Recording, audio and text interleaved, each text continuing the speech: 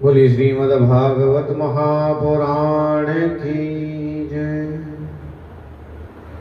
ओम नमो भगवते वासुदेवाय।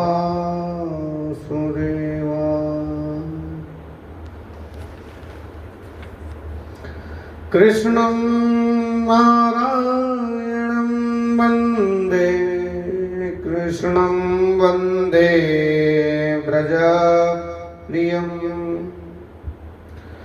कृष्णं द्वैपायनं वन्दे, कृष्णं वन्दे पृथासुतम्।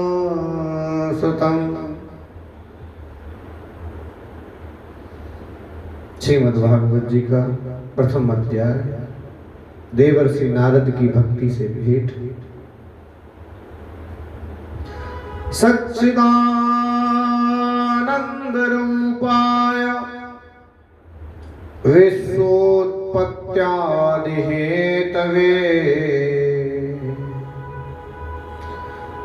तापत्रय विनाशाय श्री कृष्णाय वयं नमः।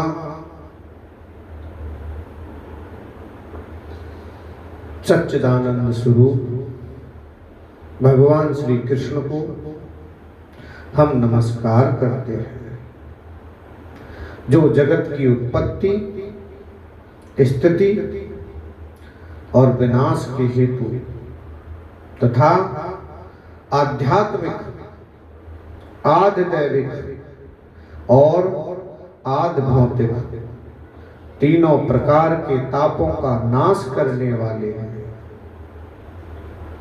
यम प्रवजन्तमनुपेतमपेत कृत्यं द्वैपायनो विरह कातुर आजुहाव पुत्रेति तन्मयतया तरवोभिनेदुस्तं सर्वभूत हृदयं मुनिमानतोऽस्मि। जिस समय श्री सुखदेव जी का यज्ञोपवीत संस्कार भी नहीं हुआ था तथा लौकिक वैदिक कर्मों के अनुष्ठान का अवसर भी नहीं आया था, तभी उन्हें अकेले ही संन्यास लेने के लिए घर से जाते देखकर उनके पिता व्यास जी विरह से कातुर होकर पुकारने लगे, बेटा बेटा तुम कहां जा रहे हो? उस समय वृक्षों ने तन्मय होने के कारण श्री सुखदेव जी की ओर से उत्तर दिया था। ऐसे सर्वभूत हृदय स्वरूप श्री सुखदेव मुनि को मैं नमस्कार करता हूं। नैमिषेषोत्तमासीनमभिवाद्य महामतम् कथामृत रसास्वाद कुशल सौनको ब्रवीत। एक बार भगवत कथा अमृत का रसास्वादन करने में कुशल मुनिवर सौनक जी ने नैमिषारण्य तीर्थ क्षेत्र में विराजमान महामती सूत जी को नमस्कार करके उनसे पूछा। सौनक जी बोले, अज्ञानध्वांत विध्वंस कोटि सूर्य समप्रभ सोताख्यायि कथा सारम मम कर्ण रसायनम भक्ति ज्ञान विरागाप्तो विवेको वर्धते महान माया मोह निरासच्च वैष्णवै क्रियते कथम इह घोरे कलों प्रायो जीवश्चासुरतां गतः क्लेशाक्रान्तस्य तस्यैव शोधने किं परायणम्।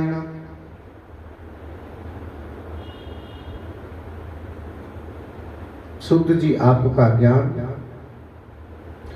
अज्ञानांधकार को नष्ट करने के लिए करोड़ों सूर्यों के समान है।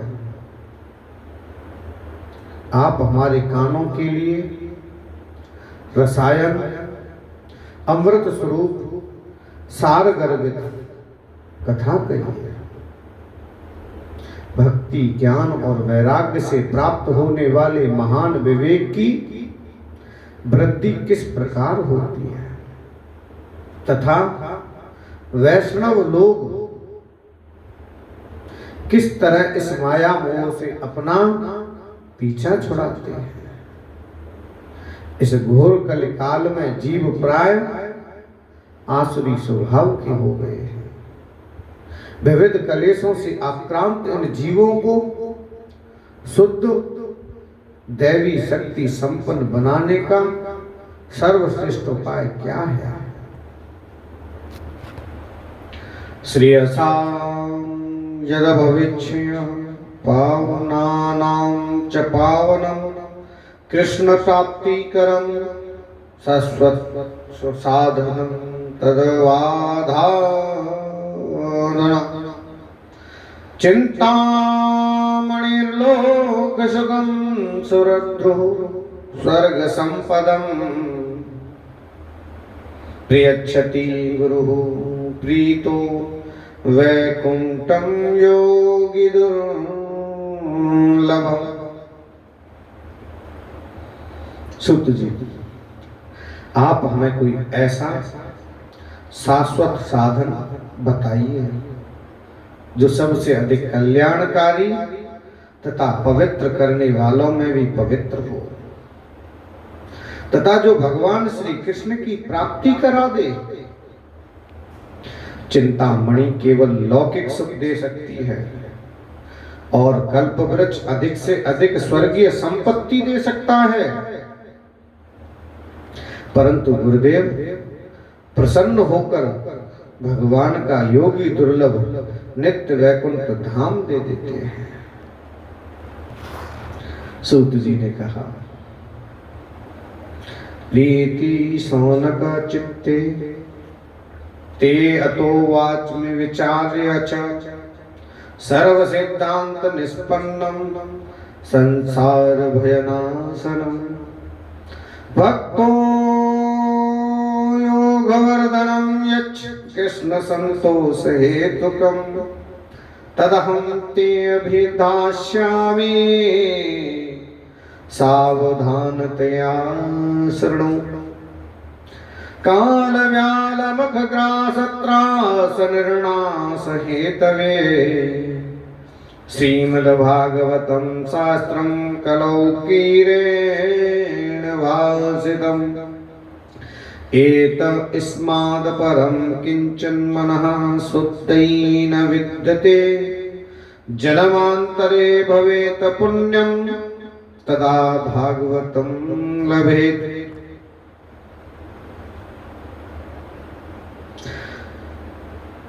सोनक जी,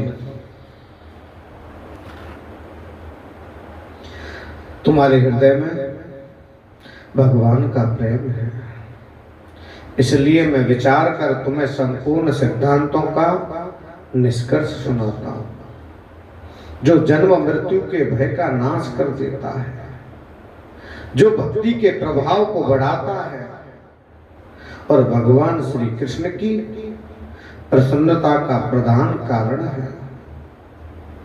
मैं तुम्हें वह साधन बतलाता हूं, उसे सावधान होकर सुनो।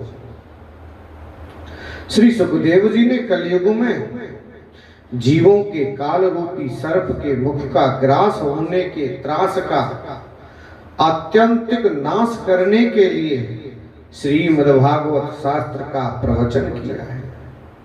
बोले श्रीमद्भागवत महापुराण की जय। मन की शुद्धि के लिए इससे बढ़कर कोई साधन नहीं है। जब मनुष्य के जन्म जन्मांतर का पुण्य उदय होता है तभी उसे इस भागवत शास्त्र की प्राप्ति होती है।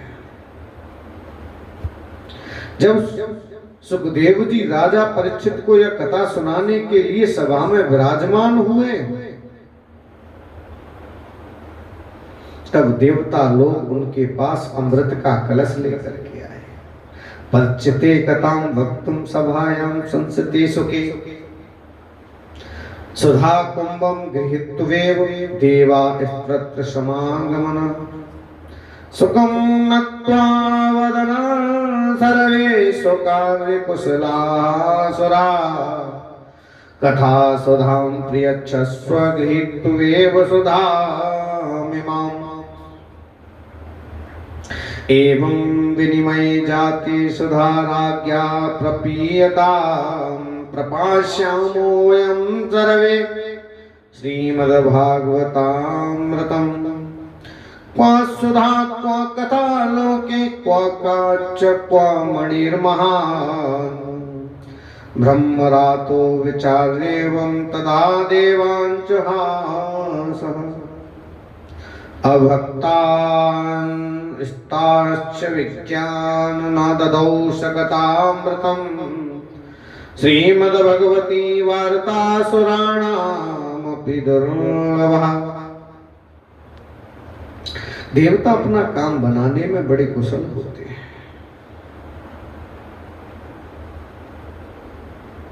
अतः यहां भी सबने सुखदेव मुनि को नमस्कार करके कहा, आप ये अमृत लेकर बदले में हमें कथा अमृत का दान दीजिए। इस प्रकार परस्पर विनिमय अदला बदली हो जाने पर राजा परीक्षित अमृत का पान करें और हम सब श्रीमद् भागवत रूप अमृत का पान करेंगे। इस संसार में कहां कांच और कहां महामूल्य मणि तथा कहां सुधा और कहां कथा। श्री सुखदेव जी ने यह सोचकर उस समय देवताओं की हंसी उड़ा दी। प्रेम से बोलो जय श्री कृष्ण। उन्हें भक्ति शून्य कथा का अनादकारी जानकर कथा अमृत का दान नहीं किया। इस प्रकार यह श्रीमद् भागवत की कथा देवताओं को भी दुर्लभ है। राज्ञो मोक्षम तथा वीक्ष्य पुरा धातापि विस्मतः सत्यलोके तुलाम वदत्वा तोलयत् साधनान्यजम् लघुन्यन्यानि जातानि गौरवेण इदं महत् तदा ऋषिगणाः सर्वे विस्मयं परं युयुः। मेरे रे भगवद्रूपं शास्त्रं भागवतं कलौ पठन्नाक्षरणात्सद्धो वैकुण्ठफलदायकं सप्ताहेन सुत्रं च तत्सर्वथा मुक्तिदायकम्। सनकादि पुरा प्रोक्तं नारदाय दया यदपि धम्म संबंधा क्षुत्मेतत्सुरक्षणा सप्ताह श्रवणा विधिः कुमारैस्तस्य भासितम्। पूर्व काल में श्रीमद् भागवत के श्रवण से ही राजा परीक्षित की मुक्ति देखकर ब्रह्मा जी को भी बड़ा आश्चर्य हुआ था। उन्होंने सत्यलोक में तराजू बांधकर सब साधनों को तोला, अन्य सभी साधन तौल में हल्के पड़ गए। अपने महत्व के कारण भागवत ही सबसे भारी रहा। यह देखकर सभी ऋषियों को बड़ा विस्मय हुआ। उन्होंने कलयुग में इस भगवत रूप भागवत शास्त्र को ही पढ़ने सुनने से तत्काल मोक्ष देने वाला निश्चय किया। सप्ताह विधि से श्रवण करने पर यह निश्चय भक्ति प्रदान करता है। पूर्व काल में इसे दयापरायण सनकादि ने देवर्षि नारद को सुनाया था। यद्यपि देवर्षि ने पहले ब्रह्मा जी के मुख से श्रवण कर लिया था, तथापि सत्ता श्रवण की विधि तो उन्हें सनकादि ने ही बताई थी। सौनक जी ने पूछा, लोक विग्रह मुक्तस्य नारदस्य इतरस्य च विधि श्रवे कुतः प्रीति संयोग कुत्र तेसः।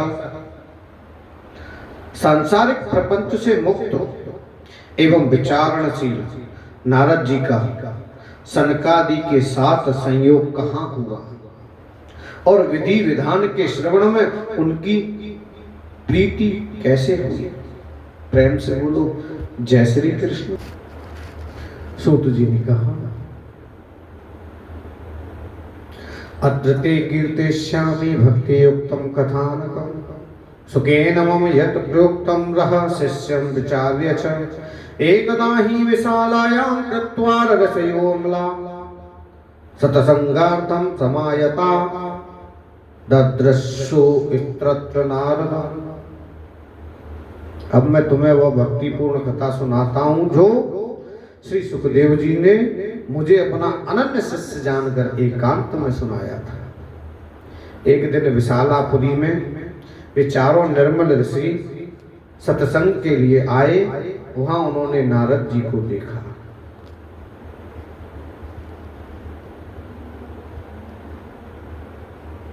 सनकादि ने पूछा, कथम ब्रह्मंदीनमकः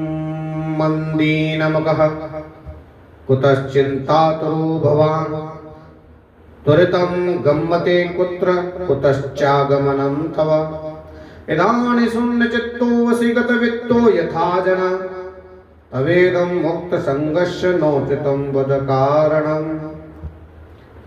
ब्राह्मण, आपका मुख उदास क्यों हो रहा है? आप चिंतातुर कैसे? इतनी जल्दी आप कहाँ जा रहे हैं और आपका आगमन कहाँ से हो रहा है? इस समय तो आप उस पुरुष के समान व्याकुल जान पड़ते हैं जिसका सारा धन लुट गया हो। आप जैसे आसक्ति रहित पुरुष के लिए यह उचित नहीं है, इसका कारण बताइए। नारद जी ने कहा, अहम तो पृथ्वी यातो ज्ञात्वं सर्वोत्तमामिति पुष्करम च प्रयागम च काशी गोदावरीम तथा हरि क्षेत्रम कुरुक्षेत्रम श्रीरंगम सेतुवंदनम एवामादस्यु तीर्थेषु ब्रह्माण इतस्ततः नापश्यं कुत्रचित् शर्म मनः संतोषकारकं कलिना धर्म मित्रेण धैर्यं बाधिताधुरम्। मैं सर्वोत्तम लोक समझकर पृथ्वी में आया था। यह पुष्कर, प्रयाग, काशी, गोदावरी, नासिक, हरिद्वार, कुरुक्षेत्र, श्रीरंग और सेतुबंध आदि कई तीर्थों में मैं इधर उधर विचरता रहा, किंतु मुझे कहीं भी मन को संतोष देने वाली शांति नहीं मिली। इस समय अधर्म के सहायक कलयुग ने सारी पृथ्वी को पीड़ित कर रखा है। अब यहाँ सत्य, तप, सोच, बाहर भीतर की पवित्रता, दया, दान आदि कुछ भी नहीं है। बेचारे जीव केवल अपना पेट पालने में लगे हुए हैं। वे असत्य भाषी, आलसी, मंदबुद्धि, भाग्यहीन, उपद्रवग्रस्त हो गए हैं। जो साधु संत कहे जाते हैं वे पूरे पाखंडी हो गए हैं। देखने में तो वे विरक्त हैं, किंतु स्त्री, धन आदि सभी का परिग्रह करते हैं। घरों में स्त्रियों का राज्य है। साले सलाहकार बने हुए हैं। लोभ से लोग कन्या विक्रय करते हैं और स्त्री पुरुषों में कला मचा रहता है।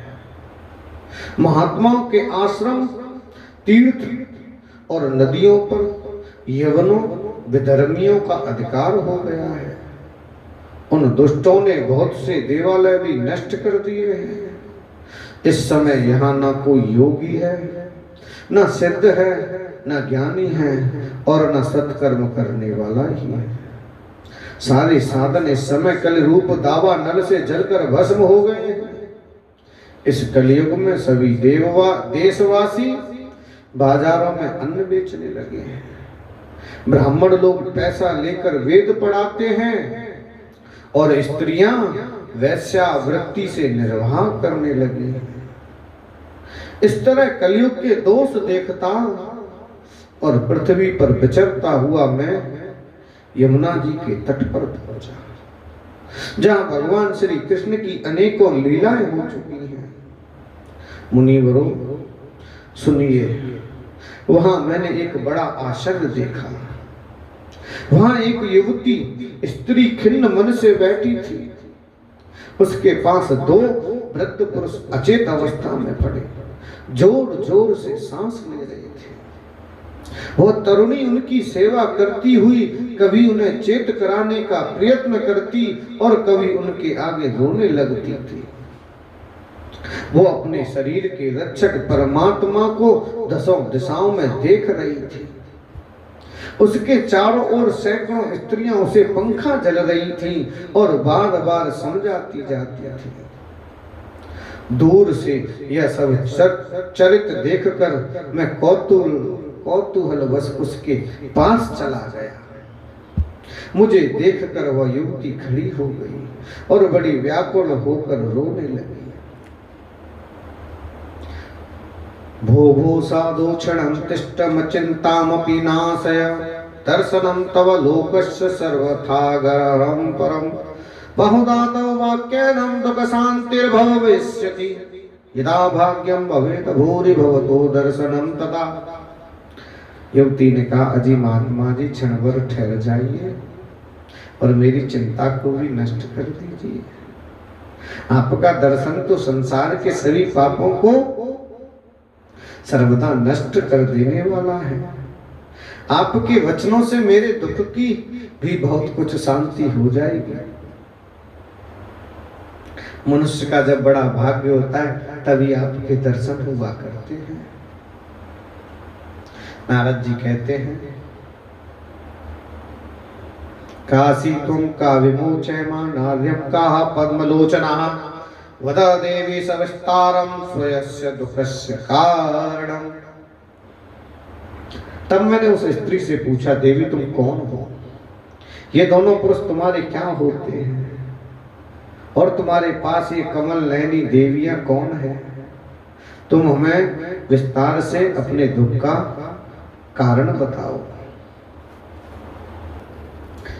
युवती ने कहा, अहम भक्ति रीति ख्याता इमो में तनियो मतो ज्ञान वैराग्य नामानो कालयोगेन जर्जरो गंगा दासरतश्चे मामत्स्येवा सेवार्थं समागता तथापि न च मे श्रियं सेवताया सुरैरपि इदानीं शृणुं दावार्तां सचित्तस्तपोधनं वार्ता मे वितत्तापस्थितं तां श्रुत्वा सुखमावह उत्पन्ना द्रवणे साहं मृत्युं कर्णाटके गता क्वचित् किञ्चिन् महाराष्ट्रे गुर्जरे जीर्णतां गता तत्र घोरकलके कलेर्योगात् पाखण्डे खण्डिताङ्गका दुर्बलाहरं चिरं याता पुत्राभ्यां समन्दतां वृन्दावनं पुनः प्राप्य नवीनेव स्वरूपिणी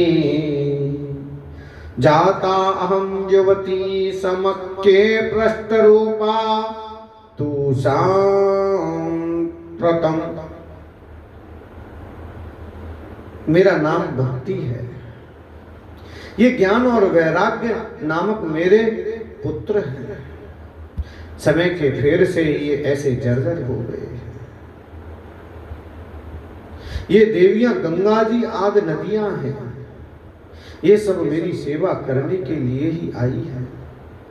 इस प्रकार साक्षात देवियों के द्वारा सेवित होने पर भी मुझे सुख शांति नहीं है। तपोधन, अब ध्यान देकर मेरा वृत्तांत सुनिए। मेरी कथा वैसे तो प्रसिद्ध है, फिर भी उसे सुनकर आप मुझे शांति प्रदान करें। मैं द्रविड़ देश में उत्पन्न हुई, कर्नाटक में बढ़ी, कहीं कहीं महाराष्ट्र में सम्मानित हुई, किंतु गुजरात में मुझको बुढ़ापे ने आ घेरा। वहां घोर कलयुग के प्रभाव से पाखंडियों ने मुझे अंग भंग कर दिया। चिरकाल तक यह अवस्था रहने के कारण मैं अपने पुत्रों के साथ दुर्बल और निस्तेज हो गई। अब जब से मैं वृंदावन आई हूं, तब से पुनः परम सुंदरी स्वरूपवती नव युवती हो गई हूं, किंतु सामने पड़े हुए ये दोनों मेरे पुत्र थके मांदे दुखी हो रहे हैं। अब मैं यह स्थान छोड़कर अन्यत्र जाना चाहती हूँ। ये दोनों बूढ़े हो गए हैं, इसी दुख से मैं दुखी हूँ, मैं तरुणी हूँ। क्यों? और ये दोनों मेरे पुत्र बूढ़े क्यों? हम तीनों साथ साथ रहने वाले हैं, फिर यह विपरीतता क्यों? होना तो यह चाहिए कि माता बूढ़ी हो और पुत्र तरुण हो। इसी से मैं आश्चर्यचकित चित्त से अपनी इस अवस्था पर शोक करती रहती हूँ। आप परम बुद्धिमान एवं योग निधि हैं, इसका क्या कारण हो सकता है, बताइए। नारद जी ने कहा, साध्वी, मैं अपने हृदय में ज्ञान दृष्टि से तुम्हारे संपूर्ण दुख का कारण देखता हूँ। तुम्हें विषाद नहीं करना चाहिए, श्री हरि तुम्हारा कल्याण करेंगे। सूत जी कहते हैं, मुनिवर, नारद जी ने एक क्षण में उसका कारण जानकर कहा। नारद जी ने कहा, देवी सावधान होकर सुनो, यह दारुण कलयुग है। इसी से इस समय सदाचार, योग मार्ग और तप आदि सभी लुप्त हो गए हैं। लोग सठता और दुष्कर्म में लगकर अघासुर बन रहे हैं। संसार में जहां देखो वहीं सत्पुरुष दुख से म्लान हैं और दुष्ट सुखी हो रहे हैं। इस समय जिस बुद्धिमान पुरुष का धैर्य बना रहा है रहे, वही बड़ा ज्ञानी या पंडित है। पृथ्वी क्रमशः प्रतिवर्ष शेष जी के लिए भार रूप होती जा रही है। अब यह छूने योग्य तो क्या, देखने योग्य भी नहीं रह गई है, और ना इसमें कहीं मंगल ही दिखाई देता है। अब किसी को पुत्रों के साथ तुम्हारा दर्शन भी नहीं होता। विषय अनुराग के कारण अंधे बने हुए जीवों से उपेक्षित होकर तुम जर्जर हो गई हो।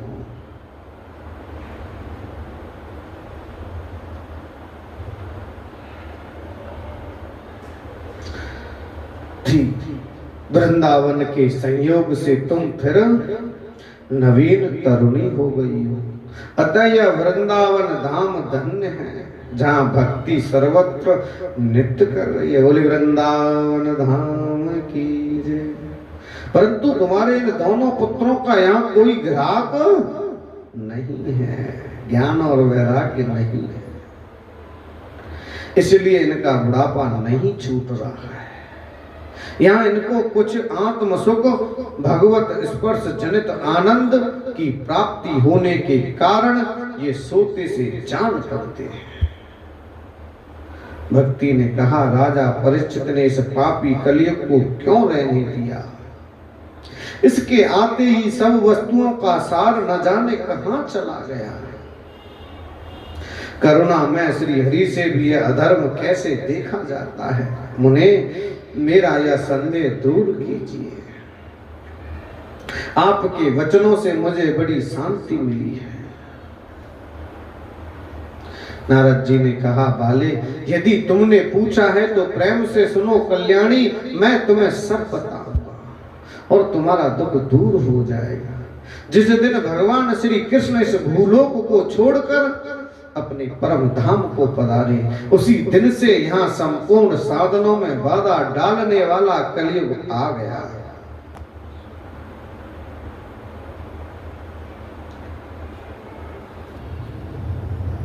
दिग्विजय के समय राजा परीक्षित की दृष्टि पड़ने पर कलयुग दीन के समान उनकी शरण में आया। भ्रमर के समान सार गिराई राजा ने यह निश्चय किया कि इसका वध मुझे नहीं करना चाहिए, क्योंकि जो फल तपस्या, योग एवं समाधि से भी नहीं मिलता, कलयुग में वही फल श्री हरि कीर्तन से ही भली भांति मिल जाता है। प्रेम से बोलो जय श्री कृष्ण।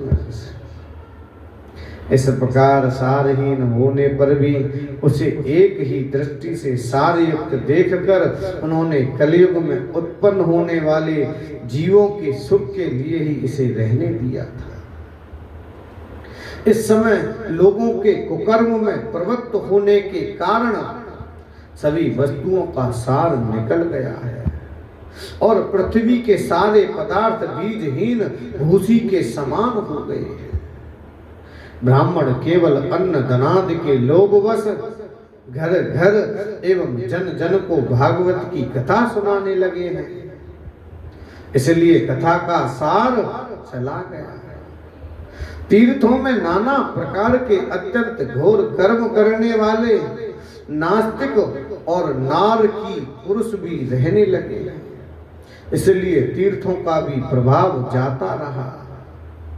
जिनका चित्त निरंतर काम, क्रोध, महान लोभ और तृष्णा से तपता रहता है, वे भी तपस्या का ढोंग करने लगे हैं, इसलिए तप का भी सार निकल गया।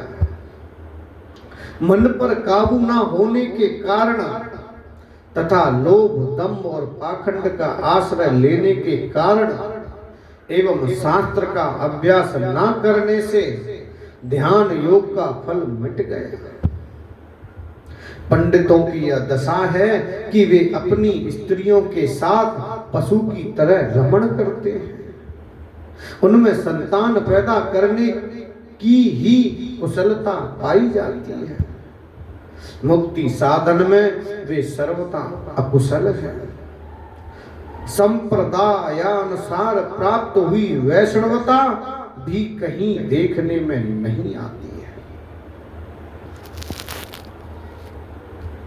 इस प्रकार जगह जगह सभी वस्तुओं का सार लुप्त हो गया।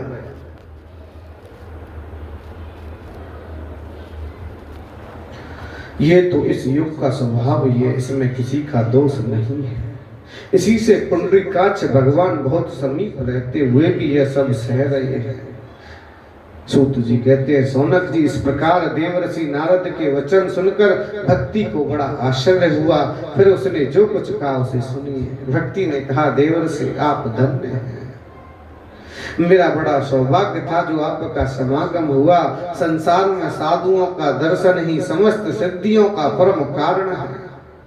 आपका केवल एक बार का उपदेश धारण करके कयाधु कुमार प्रहलाद ने माया पर विजय प्राप्त कर ली थी। ध्रुव ने भी आपकी कृपा से ही ध्रुव पद प्राप्त किया था। आप सर्व मंगलमय और साक्षात ब्रह्मा जी के पुत्र हैं। मैं आपको नमस्कार करती हूँ। सुरेश्वर सुरर्षयित्वं हि धन्योऽसि मद्भाग्येन समागता। साधूनां दर्शनं लोके सर्वसिद्धिकरं परं। जयति जगति मायां यस्य कायादवस्तते। वचनरचनमेकं केवलं चाक्लय्य। ध्रुव पदमपि यातो यत्कृपातो ध्रुवोऽयं। सकलकुशलपात्रं ब्रह्मपुत्रं नतास्मि। प्रेम से बोलो जय श्री कृष्ण।